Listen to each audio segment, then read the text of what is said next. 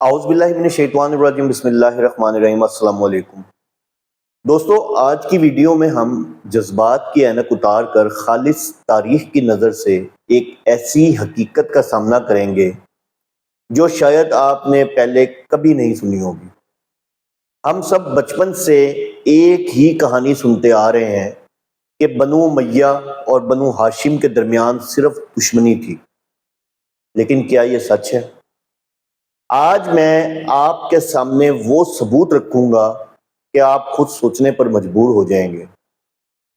کیا آپ جانتے ہیں کہ جس یزید کو ہم اور آپ برا بھلا کہتے ہیں، اسی یزید کے جھنڈے تلے حضرت حسین رضی اللہ تعالی عنہ نے قسطنطنیہ کی دیواروں پر حملہ کیا تھا؟ جی ہاں، وہ ایک ہی لشکر میں تھے۔ اب سوال یہ ہے کہ اگر یزید اتنا ہی ناپاک تھا تو نواسہ رسول صلی اللہ علیہ وآلہ وسلم اس کے پیچھے نمازیں کیوں پڑھ رہے تھے؟ اس کے ساتھ تلوار کیوں چلا رہے تھے؟ چلیے ثبوت کی طرف چلتے ہیں۔ میں حوالہ دے رہا ہوں تاریخ یعقوبی کا۔ یہ کوئی عام کتاب نہیں بلکہ شیعہ مکتب فکر کے مستند ترین مورخ احمد بن ابی یعقوب کی تحریر ہے۔ کتاب کا نام ہے تاریخ یعقوبی، مصنف کا نام ہے احمد بن ابی یعقوب بن الیعقوبی۔ جلد نمبر 2 ہے، صفحہ نمبر 229 ہے۔ یہ آپ کے سامنے عربی متن آ رہا ہے، میں آپ کو اس کا ترجمہ بتا رہا ہوں۔ اور اسی سال 49 ہجری میں معاویہ نے بلاد روم کی طرف ایک عظیم لشکر روانہ کیا اور اپنے بیٹے یزید کو ان کا امیر یعنی کہ سپہ سالار مقرر کیا۔ اس لشکر میں ابن عباس، ابن عمر، ابن زبیر اور حسین بن علی رضی اللہ تعالی عنہ شامل تھے۔ اب ذرا رک کر سوچئے، یعقوبی صاحب صاف لکھ رہے ہیں، یہاں کوئی اگر مگر نہیں ہے۔ 49 ہجری وہ وقت ہے جب حضرت حسن رضی اللہ تعالیٰ عنہ ابھی حیات تھے۔ اگر بنو امیہ کی حکومت غصب شدہ ہوتی یا یزید اتنا ہی برا ہوتا تو کیا حضرت علی رضی اللہ تعالیٰ عنہ کے بیٹے اس کے لشکر میں شامل ہوتے؟ کیا وہ یزید کو اپنا سپہ سالار مانتے؟ یاد رکھیں، سپہ سالار ہی نماز کی امامت کرواتا تھا۔ اس کا مطلب یہ ہے کہ حضرت حسین رضی اللہ تعالیٰ عنہ نے یزید کے پیچھے نمازیں بھی پڑھی۔ کیا آج کا کوئی ذاکر یہ سچ بتانے کی جرت کرے گا؟ اب کچھ لوگ کہیں گے کہ شاید وہ مجبوری میں گئے تھے، تو بھائی تاریخ میں کوئی ایک ایسی مثال دکھا دیں جہاں حضرت حسین رضی اللہ تعالیٰ عنہ نے کسی برائی کے ساتھ سمجھوتا کیا ہو۔ ہرگز نہیں، وہ وہاں اپنی خوشی سے اللہ کے دین کی سربلندی کے لیے گئے تھے۔ یہ کتاب کا نام آ رہا ہے نفس المحموم، اس کے مصنف ہیں شیخ عباس القمی، صفحہ نمبر 142۔ یہ صفحہ نمبر مختلف ایڈیشنز میں تھوڑا آگے پیچھے ہو سکتا ہے، لیکن عام طور پر احوال امام حسین علیہ السلام قبل از کربلا کے باب میں ملتا ہے، آپ وہاں جا کے اس کو دیکھ سکتے ہیں۔ موضوع کیا ہے کہ امام حسین علیہ السلام کا بنو امیہ کے ساتھ طرز عمل۔ یہ عربی متن آ رہا ہے، میں آپ کو اس کا ترجمہ بتا رہا ہوں۔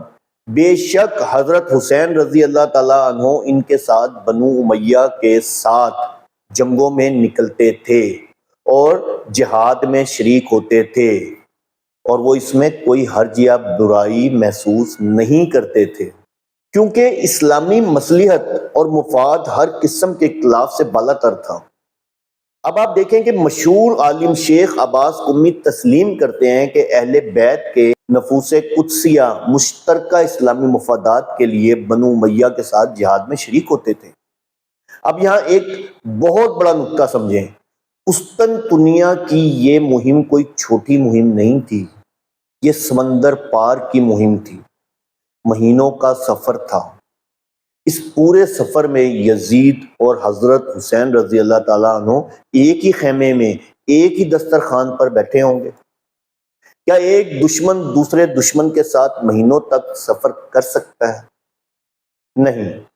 یہ ثابت کرتا ہے کہ ان کے درمیان وہ نفرت نہیں تھی جو آج کے لوگوں نے دکانیں چمکانے کے لیے پیدا کر دی ہے۔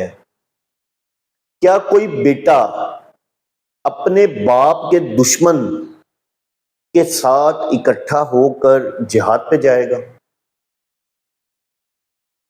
جنگ صفین میں آمنے سامنے تھے نا، تو پھر بتائیں کوئی بیٹا اپنے باپ کے دشمن، جس کے بارے میں یہ کہا جاتا ہے کہ اس نے ہی سب کچھ کروایا، یعنی کہ حضرت معاویہ رضی اللہ تعالیٰ عنہ کے بارے میں، تو کیا اس کے بیٹے کے ساتھ جہاد میں جائیں گے، اس کے پیچھے نمازیں پڑھیں گے، اس کے ساتھ دسترخوان پہ بیٹھیں گے، ایک ہی خیمے میں رہیں گے، مہینوں کا سفر طے کریں گے؟ ان کے درمیان خاندانی رشتے اتنے مضبوط تھے کہ دشمنی کا تصور بھی نہیں کیا جا سکتا۔ اب آپ دیکھیں، بات یہاں ختم نہیں ہوتی۔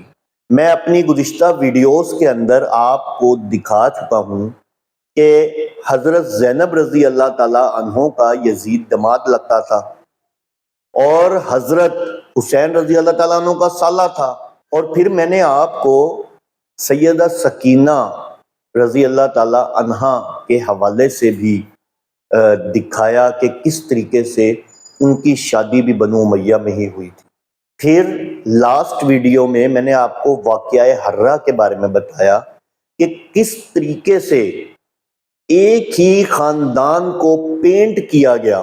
دیکھیں، تاریخ کے حوالے سے جو حقائق ہیں ان سے یہ بات صاف واضح ہوتی ہے۔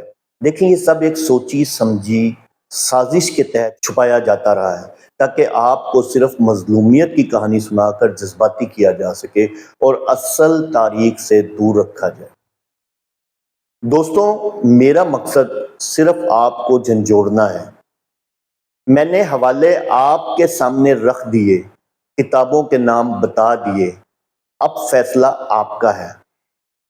کیا آپ ان کتابوں کو مانیں گے جو 1400 سال سے سچ بول رہی ہیں، یا ان لوگوں کی باتوں میں آئیں گے جو صرف فرقہ واریت پھیلاتے ہیں؟ اگر حضرت حسین رضی اللہ تعالیٰ عنہ یزید کے ساتھ مل کر جہاد کر سکتے ہیں، تو ہم آج ان کے نام پر ایک دوسرے کا خون کیوں بہا رہے ہیں؟ اس پر سوچئے گا ضرور۔ اگر ویڈیو اچھی لگی اور آپ کو لگتا ہے کہ یہ سچ دوسروں تک پہنچنا چاہیے تو اسے شیئر کریں۔ خرم سلیم جعفری کو اجازت دیں۔ اللہ حافظ۔